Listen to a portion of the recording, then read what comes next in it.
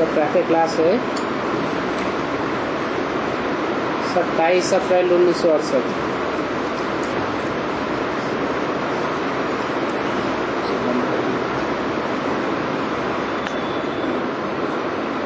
रूहानी बच्चों के साथ रूहानी बाप रूरिहन कर रहे हैं।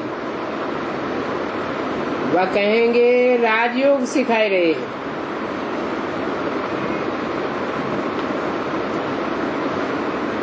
रूह की रूह के साथ रूहान और राजयोग सिखाना, इसमें वाचा की जरूरत है या नहीं है?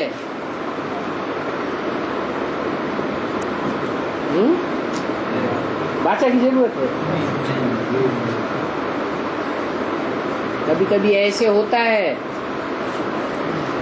कि दो के संस्कार आपस में मिलते हैं, एक की दृष्टि मात्र से ही दूसरे को वाइब्रेशन कैच हो जाता है। क्या कहना चाहता है और बात को समझ लेता है और जवाब भी दे देता है। दृष्टि बहुत बात करती है, वाइब्रेशन से भी बातें होती हैं। तो रूहानी बाप रूहानी बच्चों के साथ रूरिहान कर रहे हैं, माना राजयोग सिखाए रहे हैं। इसमें वाचा की दरकार नहीं है। और तुम आए ही हो बेहद के बाप से राजयोग सीखने।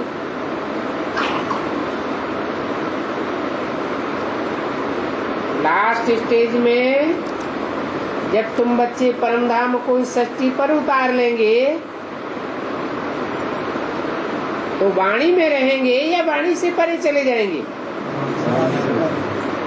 वाणी से परे तो चले जाएंगे, लेकिन बाप के साथ साकार में होंगे या सिर्फ निराकार में होंगे?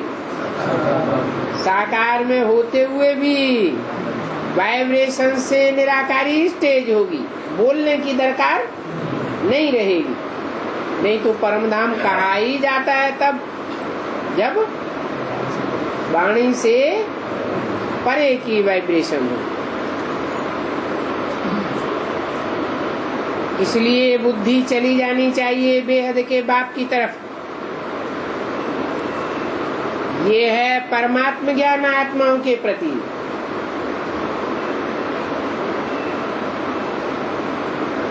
वो होता है जीव आत्माओं का ज्ञान।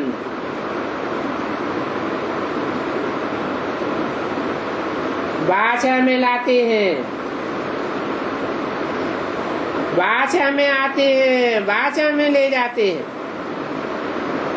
वाचा से परे कोई नहीं ले जाते। ये है शालिग्रामों के प्रति भगवान वाच। नहीं कहेंगे जीवात्माओं के प्रति। आत्माओं को ही सुनना है। इसलिए क्या बनना है? आत्माभिमानी बनना है। आगे तुम थे देह अभिमानी। इस पुरुषोत्तम संगम युग पर ही बाप आकर के तुम बच्चों को आत्माभिमानी बनाते हैं।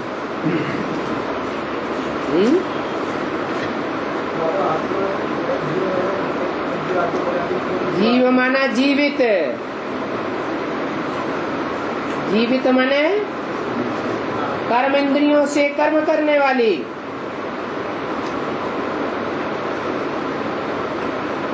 और आत्माभिमानी होगा तो कर्मेंद्रियों का भान रहेगा। कर्मेंद्रियों का भान ही नहीं रहता। तो संगम युग पर ही बाप आकर तुम बच्चों को आत्माभिमानी बनाते हैं। ये चले जाते हैं तब आत्माभिमानी बनते हो।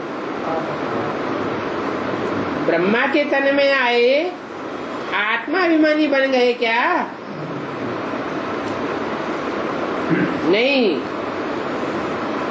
ऐसे भी नहीं कि बाप चले गए। ब्रह्मा ने भले शरीर छोड़ दिया तो भी बाप तो इसी सृष्टि पर विराजमान है,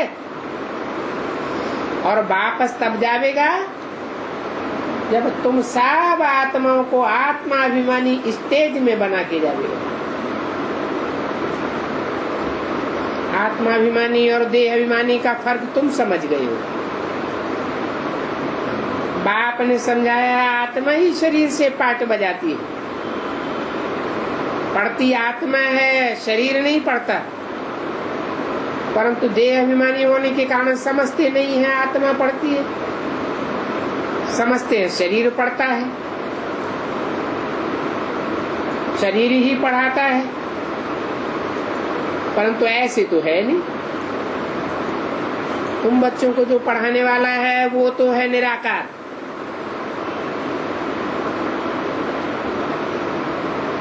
कोई साकारी स्टेज वाला तुमको पढ़ाने वाला नहीं है, और पढ़ने वाली आत्माएं भी निराकार है। क्या यहाँ तो पढ़ाई ऊंची स्टेज वाली है या नीची स्टेज वाली है? कैसी ऊंची स्टेज? ऐसी ऊंची स्टेज जिस ऊंची स्टेज में तुम बच्चों का क्लास ट्रांसफर हो जाता है। आत्मा रूपी सुई की सारी कट उतरने पर, जब बेसिकली कट उतर जाती है तो सारी कट उतरने पर तुम बच्चे डायरेक्ट बाप से सीखते हो।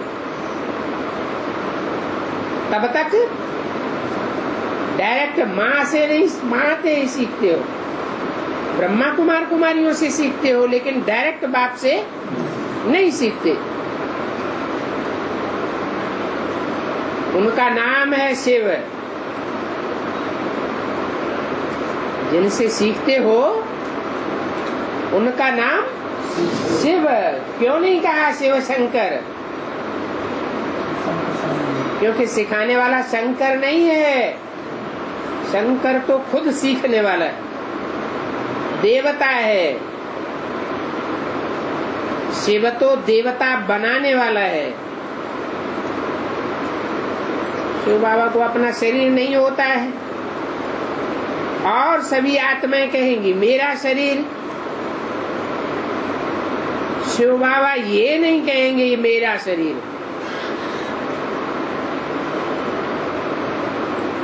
ये मेरा शरीर किसने कहा? आत्मा ने कहा, परम पिता ने तो नहीं कहा। बाकी की ये सभी जिस्मानी पढ़ाइयां हैं जो अनेक प्रकार की, उनमें कितने सब्जेक्ट्स होते हैं, और मैट्रिक बीए आदि कितने नाम हैं। इस पढ़ाई का तो एक ही नाम है, सहज राजयोग, और पढ़ाने वाला भी एक ही है। मुश्किल को सहज करने वाला एक ही है, और तो सब मुश्किल बनाए देते। सहज को भी क्या बनाए देते? मुश्किल बनाए देते हैं। पढ़ाई एक ही पढ़ाते हैं, और बाप ही आकर के पढ़ाते हैं, तो बाप को याद करना पड़े। हमको बेहद का बाप पढ़ाते हैं, उनका नाम है शिव। ऐसे नहीं है कि नाम रूप से न्यारा है। अगर नाम रूप से न्यारा हो फिर तो याद करने की बात ही नहीं आती। क्या नाम है? शिव। अर्थ क्या है? कल्याणकारी। कभी एक सेकंड के लिए 5000 वर्ष में अकल्याणकारी बन जाता हो?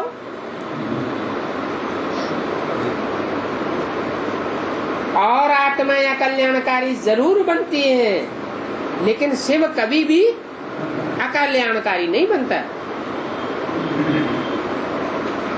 तो नाम भी है, रूप भी है।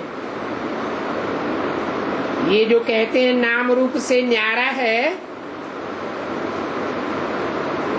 तो सो जैसे मनुष्यों का को पता पड़ता है शरीर पर, तो कहेंगे फलाना फलानी का शरीर है, वैसे शिव बाबा का तो नहीं है। और तो सभी के शरीर के नाम आदि हैं। ऐसी कोई भी आत्मा नहीं है जिसकी आत्मा के ऊपर नाम हो, क्योंकि सबको शरीर मिलता है। शरीर से ही सबकी आत्माओं की पहचान होती है, पाठ के द्वारा। मेरी भी पहचान तभी होती है जब मैं आकर के शरीर में पार्ट बजाता हूं। परंतु अंतर क्या है? मैं जिस शरीर के द्वारा पार्ट बजाता हूं उसको मेरा शरीर नहीं कहता, मेरा शरीर है ही नहीं, मेरा कोई ममत्व नहीं है।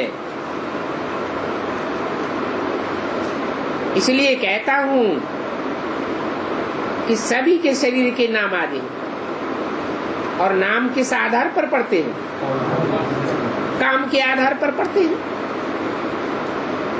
मेरा भी काम है, जिस काम के आधार पर मेरा नाम पड़ता है। क्या काम है? कल्याण करना। ये कल्याण का कार्य और कोई भी आत्मा सदा काल नहीं बजा सकती, परंतु शरीर के द्वारा ही कल्याण करता हूं। परंतु उस शरीर में मेरा ममत्व नहीं है। ये शरीर उनका नहीं है। और भगवान एक ही होता है, 10-20 होते भी नहीं है। जैसे हिंदुओं ने दिखाई दिया है क्या, 24 अवतार, 10 अवतार।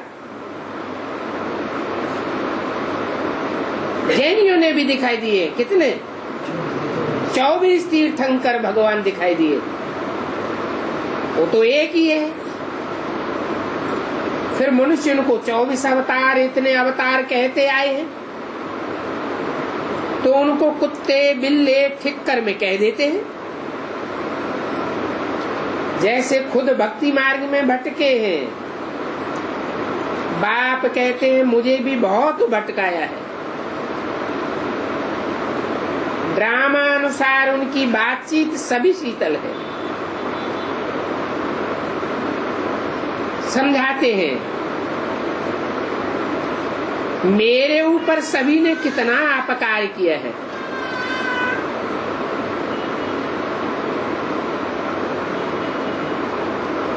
मेरी कितनी ग्लानि की है।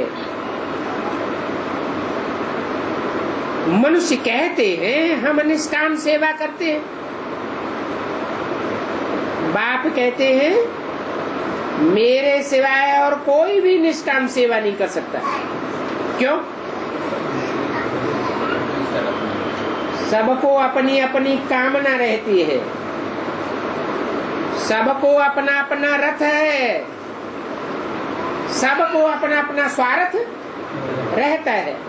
मेरा कोई भी शरीर ही नहीं है तो कोई स्वार्थ भी नहीं है, तो निष्काम सेवा मैं करता हूं।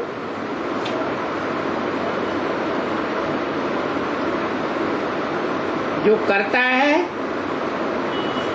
उनको फल जरूर मिलता है।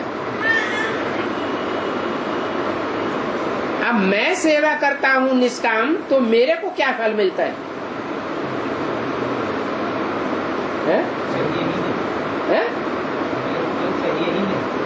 चाहिए ही नहीं, क्योंकि कामना ही नहीं है। कामना होती है तो फल मिलता है, कामना ही नहीं है तो कोई फल भी नहीं बनता। अभी तुमको तो फल मिल रहा है, ज्ञान भी है, भक्ति का फल भगवान देंगे, क्योंकि भगवान है ज्ञान का सागर। तो क्या फल देंगे? ज्ञान फल देंगे। भक्ति मार्ग में तो ज्ञान होता ही नहीं है, वो तो सभी कर्म कांड के शास्त्र हैं। कर्म कांड के शास्त्रों को ज्ञान नहीं कहा जाता। वो जो भी कर्म कांड है वो कहाँ की यादगार है? इस समय संगम युग में जो तुम बच्चों ने कर्म किए हैं, चाहे ज्ञान युक्त कर्म किए हैं चाहे अज्ञान युक्त कर्म किए हैं, उनकी यादगार कर्म कांड बनाए गए। आधा कल्प तुम कर्म कांड आदि करते आए हो।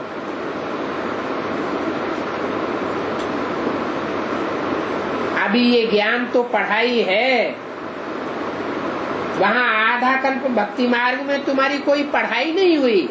क्यों? क्योंकि पढ़ाई का तो अहम ऑब्जेक्ट होता है, वहाँ तुम्हारी पढ़ाई का कोई अहम ऑब्जेक्ट था ही नहीं। पढ़ाई पढ़ी जाती है तो कोई लक्ष्य लेकर पढ़ाई पढ़ते हैं, डॉक्टर बनेंगे, मास्टर बनेंगे, इंजीनियर बनेंगे।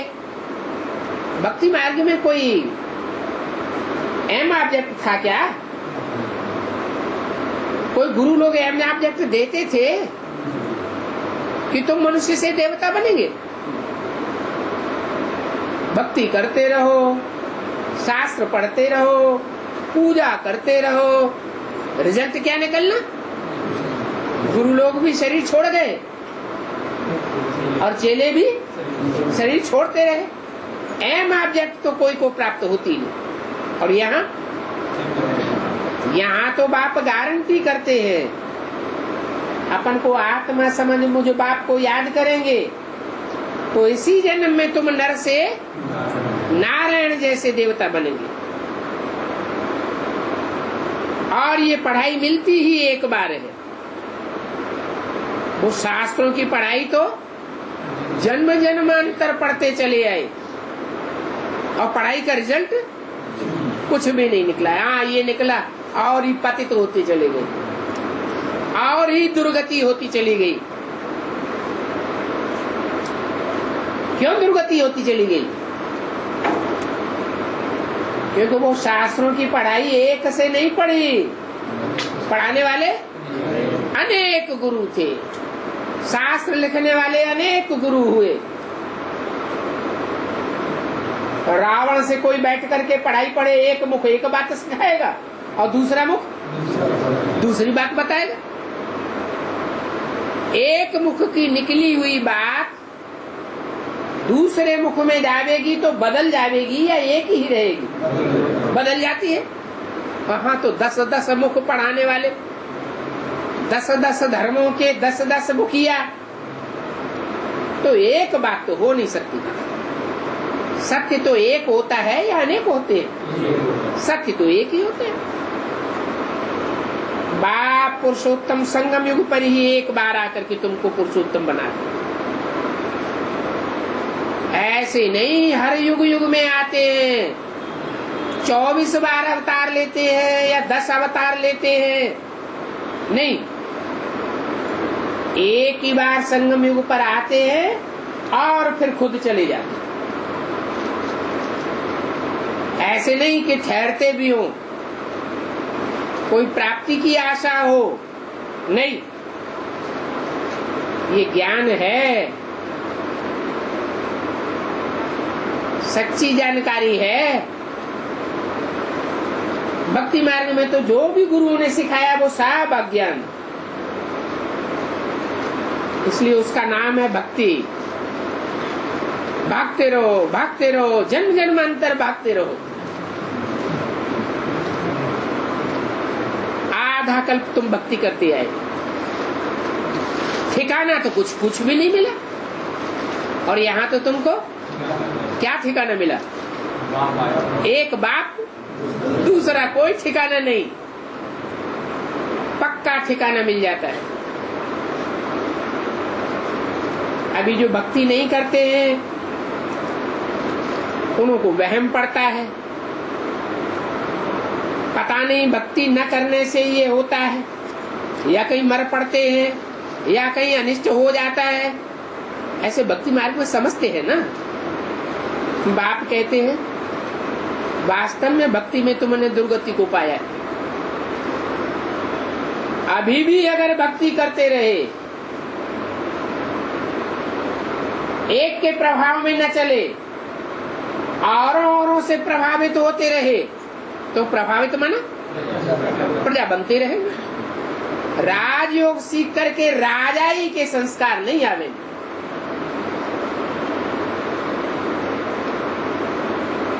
प्रजा की सदगति कहेंगे क्या है? यहाँ लक्ष्य क्या दिया जाता है? नर से नारायण बनने का लक्ष्य दिया जाता है। बाप प्रजा योग सिखाने नहीं आए हैं, क्या सिखाने आए हैं? राजयोग सिखाने आए। प्रजा पद पाना कोई पद नहीं होता है। प्रजा में भी भले क्वालिटी होती है, फर्स्ट क्लास प्रजा, सेकंड क्लास प्रजा, थर्ड क्लास प्रजा, फोर्थ क्लास प्रजा भी होती है, परंतु प्रजा वर्ग में जाना ये कोई पुरुषार्थ नहीं है।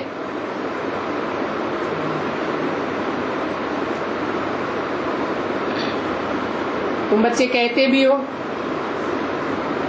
आप आकर पतितों को पावन बनाकर सतगति में ले चलो, या कि आकर के ज्ञान सुनाओ, ज्ञान सुनाकर ब्रह्मा के तन से चले जाओ, फिर हम सदगति को पाते रहेंगे। नहीं, आप आकर के क्या करो? ज्ञान सुनाकर नहीं चले जाओ, पतितों को पावन बनाओ, सदगति में ले चलो। भक्ति अलग है, भक्ति से दुर्गति होती है। ज्ञान अलग है, ज्ञान से सदगति होती है। भक्ति एक से आती है, वो भक्ति अनेकों से आती है, और ज्ञान एक से आता है। भक्ति से रात होती है, और वो भी आधा कल्प की रात होती है। ज्ञान से दिन होता है, लेकिन ज्ञान तो सिर्फ एक ही जन्म में होता है, और उसकी प्रारब्ध आधा कल्प चलती है। भक्ति आधा कल्प चलती है, और प्रारब्ध भी दुर्गति की आधा कल्प चलती है। तो बोला टाइम तो दोनों का एक ही है।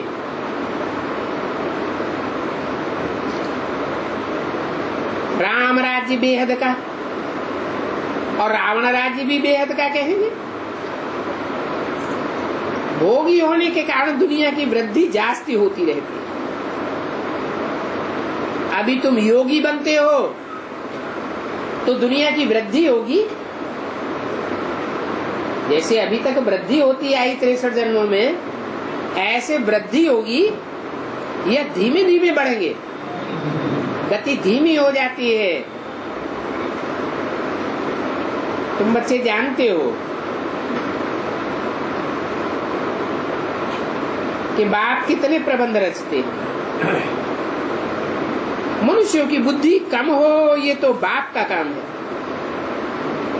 वृद्धि और कोई दुनिया में मनुष्यों की या कीट पशु पक्षी पतंगों की वृद्धि करने से रोक ही नहीं सकता। असली फैमिली प्लानिंग तो बाप ही आकर के कराते। वो तो कितना प्रयत्न करते हैं इस बात के लिए, फैमिली प्लानिंग के लिए, दुनिया की वृद्धि तादाद न बढ़े। बाप कहते हैं ये कोई मनुष्य का काम नहीं है। क्या फैमिली प्लानिंग करना या दुनिया की आबादी करना ये कोई मनुष्यों का काम नहीं है। इसलिए मुसलमान कभी भी फैमिली प्लानिंग को नहीं अपनाते। क्या और देशों में और राज्यों में और धर्मों में फैमिली प्लानिंग के लिए प्रयत्न करेंगे, लेकिन मुसलमान कभी भी फैमिली प्लानिंग की चिंता नहीं करते, इसलिए उनकी वृद्धि भी बहुत जास्ती होती जाती है।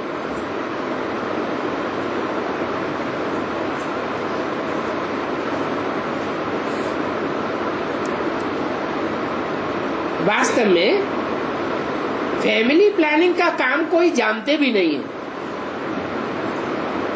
न दूसरे धर्म वाले जानते हैं, न इस्लामी जानते हैं, न कोई जानता है।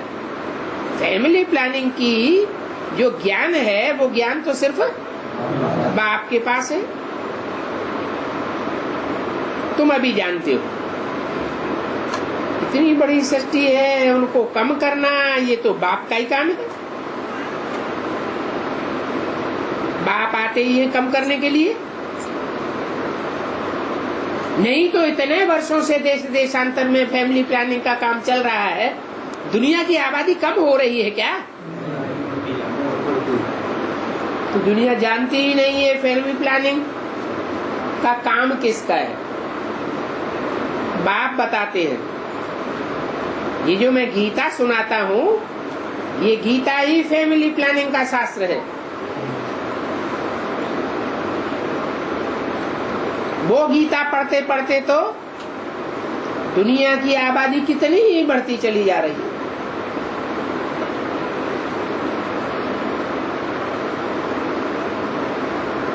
मनुष्य पुकारते भी हैं कि बाबा आओ और आकर के सृष्टि कम करो।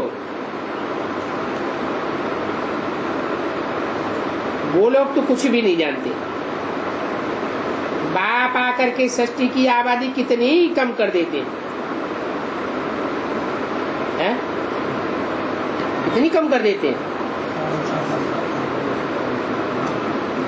500 करोड़ की आबादी कम होकर के कितनी रह जाती है,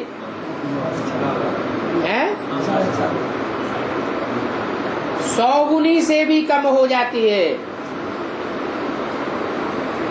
1 करोड़ आबादी हो तो कहेंगे 10 गुनी कम हो गई, 10वां हिस्सा रह गई। अब 500 करोड़ में से कितने बचेंगे? 9 लाख। वो भी आत्माएं तो होंगी 9 लाख, शरीर 9 लाख नहीं होंगे, तो कितनी कम हो गई?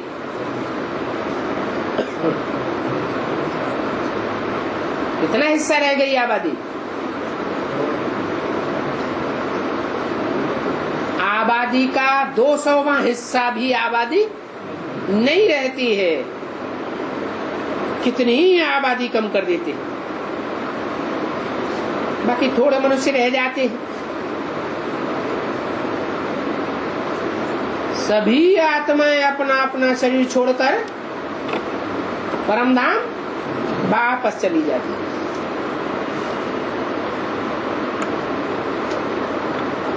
कितनी आत्माएं हैं जो अपना शरीर टोटली नहीं छोड़ती है? 4.5 लाख आत्माएं ऐसी हैं, कुछ न कुछ शरीर के साथ उनका हिसाब किताब रहता है।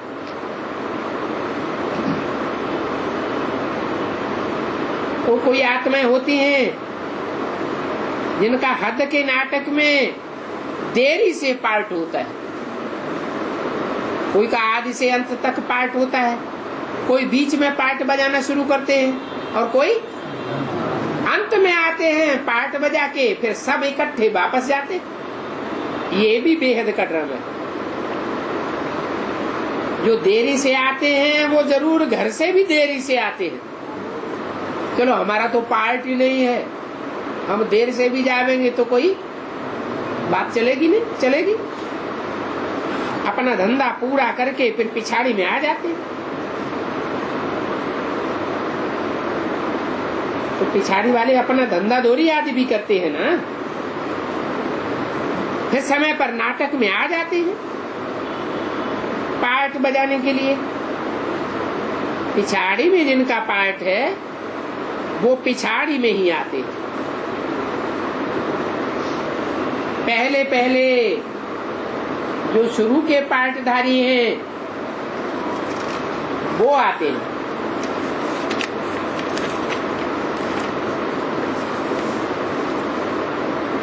और वो आते हैं सतयुग के आदि में,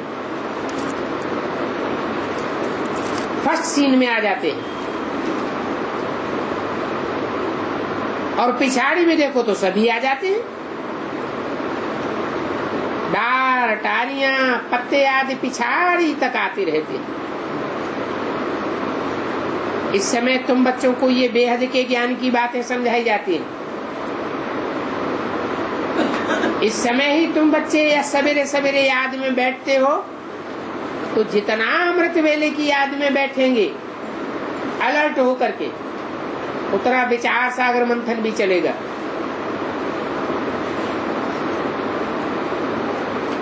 सवेरे याद में बैठना चाहिए, ये ड्रिल है। आत्मा को अपने बाप को याद करना है। अभी याद की बात पकड़ो, योग अक्षर छोड़ दो। इस योग अक्षर में मुझते हैं, कहते हैं हमारा योग नहीं लगता। बाप कहते हैं अरे बाप को याद करना ये कोई अच्छी बात नहीं है क्या? याद नहीं करेंगे तो पावन कैसे बनेंगे?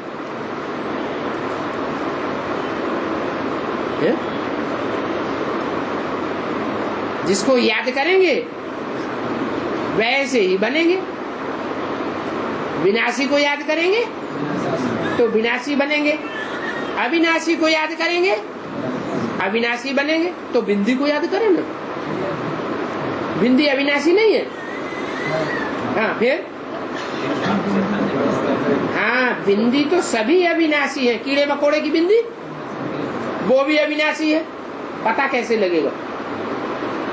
हम कौन सी बिंदी को याद करते हैं? इसलिए पार्टिकुलर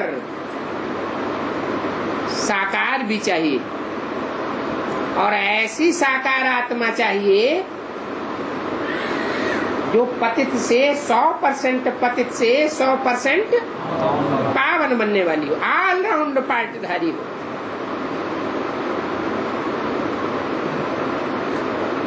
ऐसे पतित में उस पावन बाप को याद करेंगे तो हमारी भी स्टेज पावन बनेगी।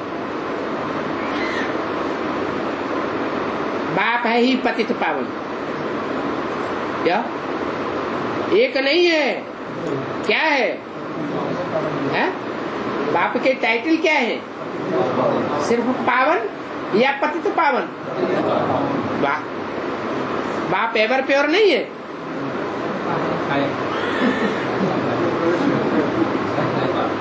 बाप है ही पतित पावन। पतित में आता है और उसको पावन बना कर जाता है, और वो जिसको बना कर जाता है वो सारी सृष्टि का बीज है। जैसा बीज होगा वैसा झाड़ भी तैयार होता है। साधु संत आदि सभी गाते रहते हैं, हे पतित पावन आओ। गाते तो हैं परंतु बेचारे जानते नहीं है कि पतित पावन क्या होता है।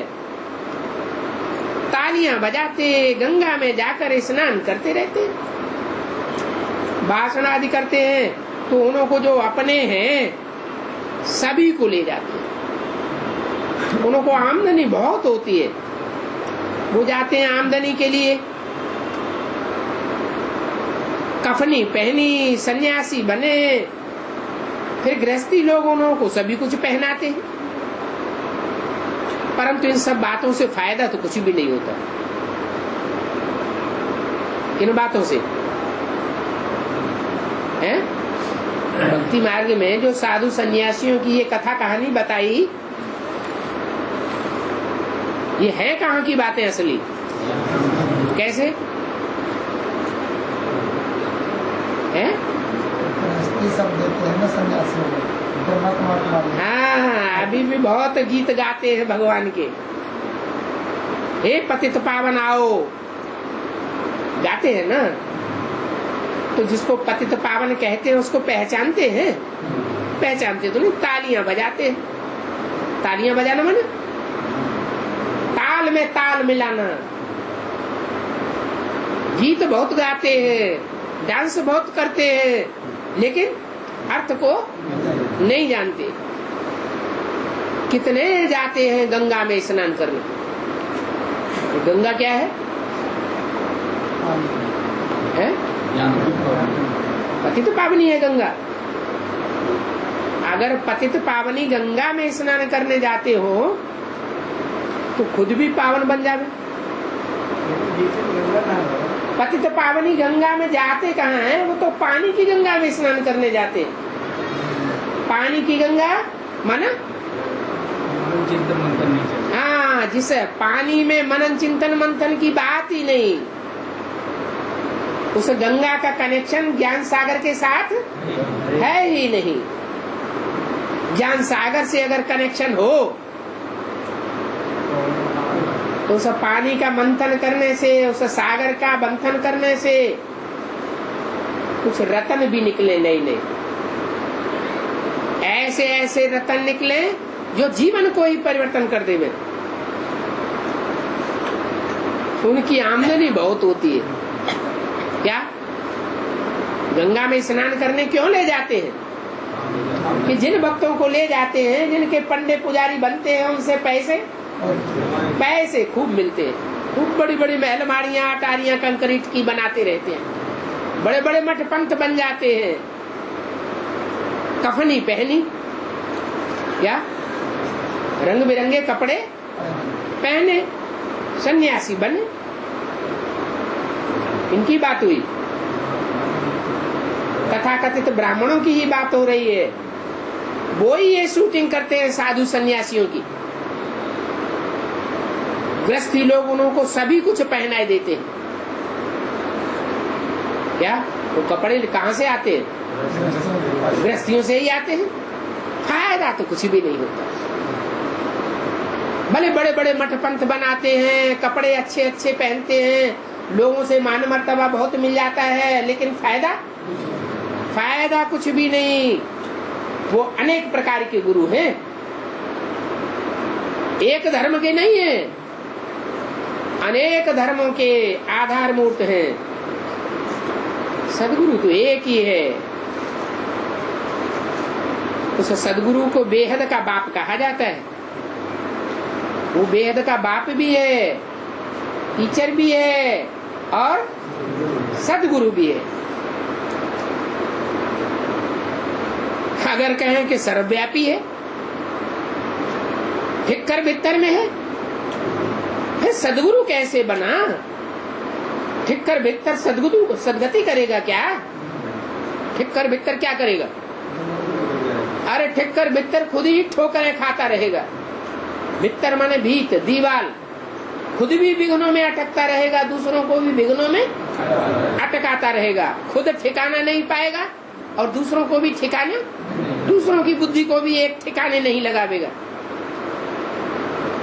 ये सभी भक्तों की भक्ति की बातें हैं, जो बातें बाप ही समझाते हैं। इन बातों से मनुष्यों की दुर्गति हुई है, भक्ति की बातों से। ऐसे नहीं कि डुरापा देना है कि भक्ति मार्ग का पार्ट ही क्यों रखा।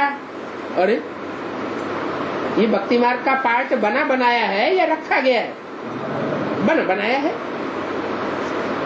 ये डुरापा नहीं देना है। ये अनादि अविनाशी ड्रामा के आदि मध्य अंत का राज समझाते।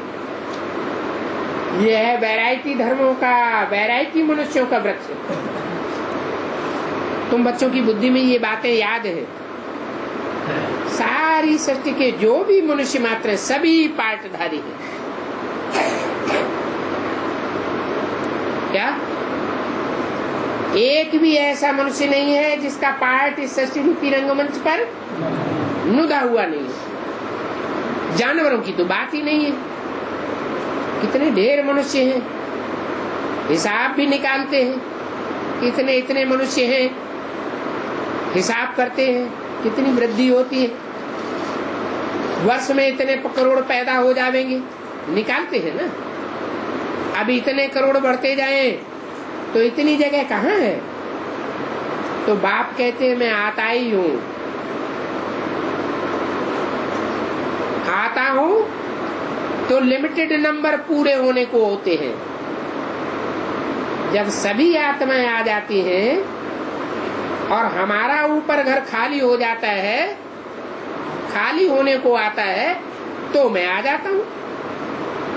तो मेरे होते बाकी जो भी बचत आत्माएं ऊपर में है, मेरे पीछे पीछे सभी आ जाती है। कब तक? जब तक मैं पार्ट बजाऊं। मेरे पार्ट बजाने के बाद जब मेरे वापस जाने का टाइम होता है, फिर कोई भी आत्मा ऊपर नहीं रहती। ये झाड़ कब सूखता नहीं है, चलता ही रहता है। पिछाड़ी में जब वहां कोई भी नहीं रहता है, तो फिर ये पुराना झाड़ खत्म हो जाता है। फिर सभी जावेंगे। नई दुनिया में देखो कितने थोड़े हैं, अभी तो कितने ढेर के ढेर हैं। और शरीर तो सभी के बदलते जाते हैं, बदलते जाते हैं या ज्यों के त्यों बने रहते हैं। सभी आत्माओं के शरीर बदलते जाते हैं। वो भी जन्म वही लेंगे जो कल्प कल्प लेते आए। ये वर्ल्ड ड्रामा का कैसे चलता है, सिवाय बाप के कोई समझा ही नहीं सकता। और बच्चों में भी इस वर्ल्ड ड्रामा को समझाने वाले बच्चे नंबरवार पुरुषार्थ अनुसार है। वेद का नाटक कितना बड़ा है, कितने इसमें समझने की बातें हैं। वेद का बाप तो सभी ते ऊंचे है, ज्ञान का सागर है। और बाकी क्या है?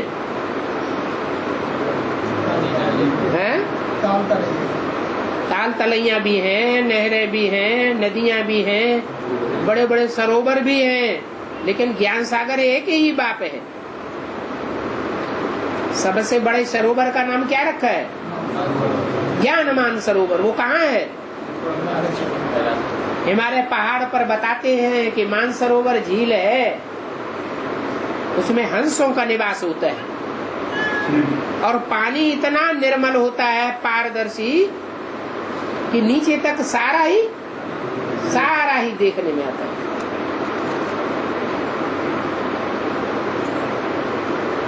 तो बाप है अनलिमिटेड, बाकी सब है लिमिटेड। ये वेद शास्त्र बनते हैं, जास्ती तो कुछ नहीं बनेगा। तुम तो ये लिखते जाओ, जो बाप सुनाते हैं तुम ये लिखते जाओ तो कितने कागज हो जाएंगे। शास्त्र तो लिमिटेड है, लेकिन ये तो कभी पूरा हो ही नहीं सकता। लंबी चौड़ी गीता बन जावे। शुरू से लेकर जो समझाते हैं वो तुम सभी लिख करके छपाते रहो, तो इस मकान से भी बड़ी गीता हो जाती। इतनी बड़ी गीता को कोई उठाए भी नहीं सकता।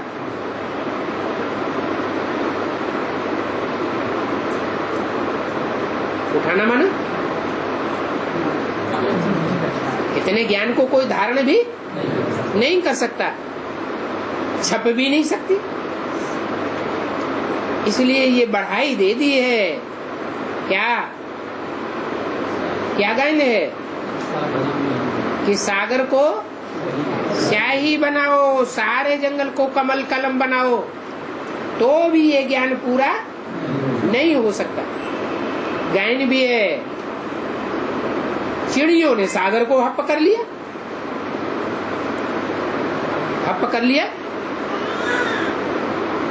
अर्थात क्या कर दिया है?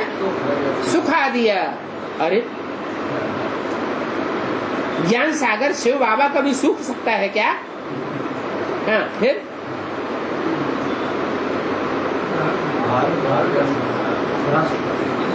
धारण कर लिया और सुखा दिया, एक ही बात है। अरे जिस प्रजापिता में प्रवेश करते हैं वो ही जैसे अगस्त ऋषि हो गया, उसने सारा ही ज्ञान सागर का ज्ञान जल पी लिया और फिर चिड़िया जो है उसको खाना शुरू करती है। तो प्रजापिता का पाठ कैसा हो जाता है? अहंकारी हो जाता है, देह अभिमानी बन जाता है, ज्ञान उड़ जाता है या ज्ञान रह जाता है? सारा ज्ञान प्रजापिता का उड़ जाता है। क्या बन जाता है? आत्मा अभिमानी से पूरा देह अभिमानी सांढा बन जाता है। शास्त्रों में ये कथा आई है या नहीं आई है? कहाँ की कथा है? संगम की कथा है। सारे सागर को सुखाए दिया। तो निराकार की बात है या साकार की बात? साकार की बात है। वो तो सभी दंत कथाएं बना दी हैं, असली बात तुम्हारी बुद्धि में आती है। तुम बच्चियां सब चिड़ियाएं हो क्या? चिड़ियों के सामने एक बोरा दाना डाल दो और तो उड़ती आएंगी ढेर की ढेर और सारा सुखा देंगी, सारा चट कर जाएंगी। ज्ञान सागर तुम सारा ज्ञान हप कर लेती हो। क्या है ज्ञान सागर, लेकिन सारा ज्ञान तुम हप कर लेती हो। अब बताओ, निराकार ज्ञान सागर के ज्ञान को कोई हप कर सकता है? नहीं। और एक के द्वारा हप करने की तो बात ही नहीं है। तुम सब हजम कर जाते हो ज्ञान सागर को। निराकार की बात है या साकार की बात है? कोई बहुत हप करते हैं और कोई थोड़ा हप करते हैं। क्या सागर ज्ञान सागर को जिसका मिसाल दिया है कि तुम सब हप कर जाते हो, सारा हप कर जाते हो, तो एक हप कर जाता है या ढेर सारे मिलकर के हप करते हैं? ढेर सारे मिलकर के, कोई कम कोई थोड़ा। बाकी ऐसे नहीं है कि वो कोई चिड़ियाएं सागर को सुखावेंगी। चिड़िया माने स्थूल पंखों वाली चिड़ियों ने कोई सुखाया क्या है? कौन सी चिड़िया? ये तो ज्ञान चिड़ियों की बात है, जो ज्ञान काम वो जो योग और ज्ञान के पंखों से ऊंची उड़ान उड़ती है। सभी बेकायदे कहानियां बनाई दी हैं, उनके अर्थ को कोई जानते नहीं है। ये भक्ति मार्ग की कहानी है। अकल की तो बात ही नहीं। अकल की बात बुद्धिमानों की बुद्धि बाप आकर किस बताते हैं। मनुष्य कितने बेकल बन पड़ते हैं। इसलिए बाप ने कहा है जंगली जानवर बन पड़े। अभी तुम क्या से क्या बनते हो? अभी तुम ब्राह्मण बने हो, तुमको ज्ञान मिला है, तो तुम कितनी बातें जान गए हो। मनुष्यों को तुम समझाते हो तो भी मनुष्य विश्वास नहीं करते हैं। क्या तुम ये शास्त्रों की बातें क्लियर करके उनको समझाते भी हो तो भी तुम्हारे ऊपर विश्वास नहीं करते हैं कि ऐसे ऐसे हो सकता है, कि ऐसी चिड़ियाएं होती है, कि ऐसा कोई ऋषि होता है जो सारा सागर हप कर ले। कल्प कल्प तुम ये धंधा आदि करते हो। कौन सा धंधा?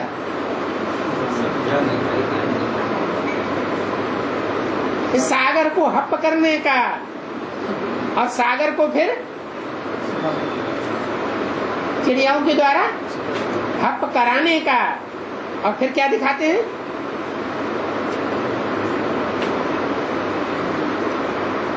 पेशाब की धार में सारा सागर बाहर निकाल दिया तो खारी बन जाएगा या मीठा रह जाएगा?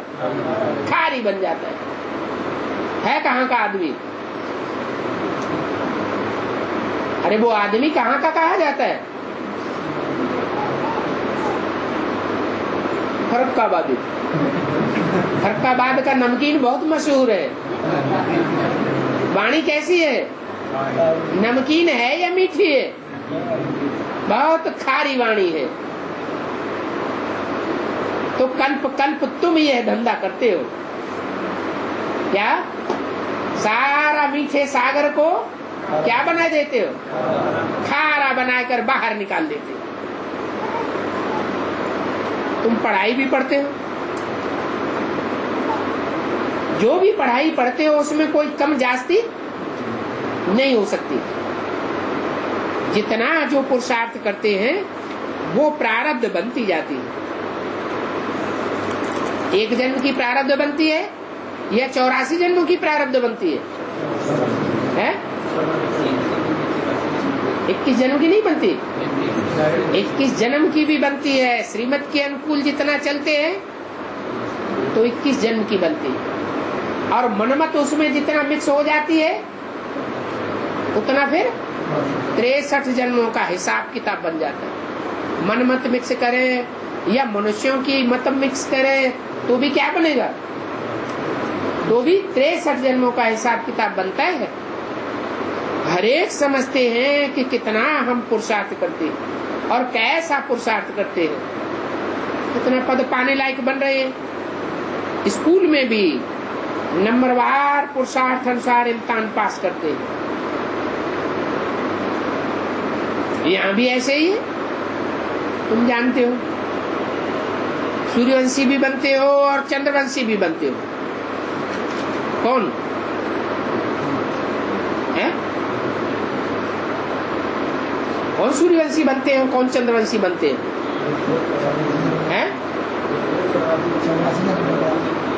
84 जन्म लेने वाले सूर्यवंशी भी बनते हैं और चंद्रवंशी भी बनते हैं। कैसे?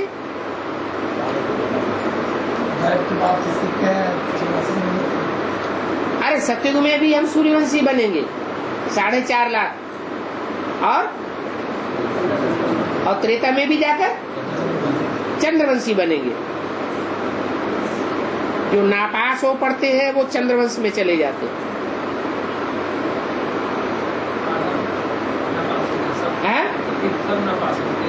4.5 लाख बच्चे बनेंगे 16 कला संपूर्ण। नई सृष्टि जब शुरू होगी तो उस नई सृष्टि की शुरुआत में वो 16 कला संपूर्ण वो बच्चे बनेंगे। बनेंगे तो, लेकिन किस तरह के बच्चे बनेंगे?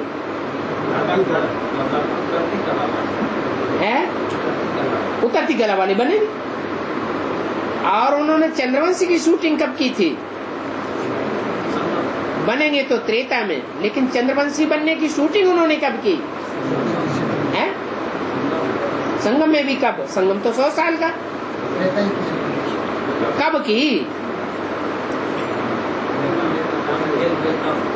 हाँ, यज्ञ के आदि में ही उन बच्चों ने फेलियर होने की शूटिंग कर ली थी। ऐसे नहीं कि अंत तक फेल होते रहेंगे। अगर अंत तक फेल होते रहेंगे तो ये क्यों कहा कि जिन्होंने अंत किया उन्होंने सब कुछ किया? कोई इन बातों को समझ भी नहीं सकता कि राम को ये बाण आदि क्यों दिए हैं, कब दिए हैं, किसने दिए हैं। वो बाण कौन से हैं? ज्ञान बाण है। कब दिए? ये ब्राह्मणों के लिए गायन है कि ये ज्ञान कभी नष्ट नहीं होता है। यज्ञ के आदि में ही जो ब्राह्मण बने थे वो ब्राह्मण युद्ध करते करते शरीर को छोड़ दिया। ये मायावी युद्ध करते करते शरीर छोड़ने की बात है। तो पूर्व जन्म का ज्ञान उनको अगले जन्म में ऐड हो जाता है। राम को बाण मिले किस लिए? कि असुरों को मारते रहे और अपना राज्य स्थापन करते रहे।